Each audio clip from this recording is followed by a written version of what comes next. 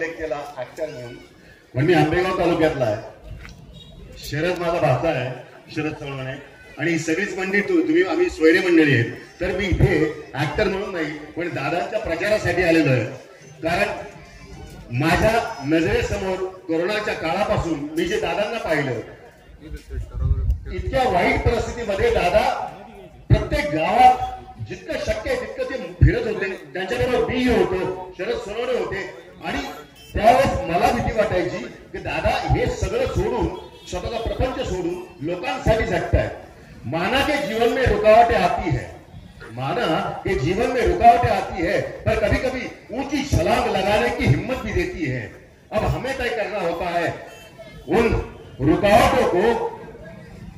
रुकावटों को डर के भागना है या उनके सीने पे खड़े होके आसमान छूना है.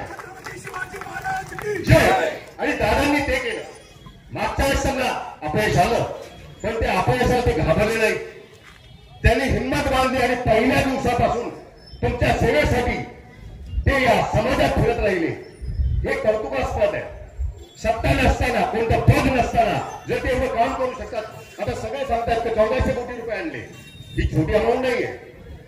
1400 कोटी रुपये सत्ता नसताना, त्यांच्याकडे पद नसताना जर आणू शकतात. आणि आता माझं म्हणणं असं आहे, शिरूर लोकसभा मतदारसंघामध्ये ही सुवर्ण संधी आलेली आहे.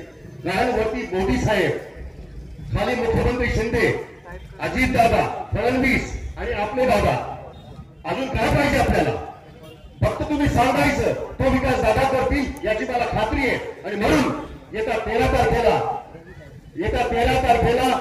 एकच वादा, शिवाजी दादा, आणि घड्याळाच्या चिन्हावर आपल्याला शिक्का मारायचा आहे. आणि दादांचे हात बळकट करून दिल्लीमध्ये मोदी साहेबांचे हात बळकट करायचे. एवढं बोलून मी धन्यवाद बोलतो. थँक्यू.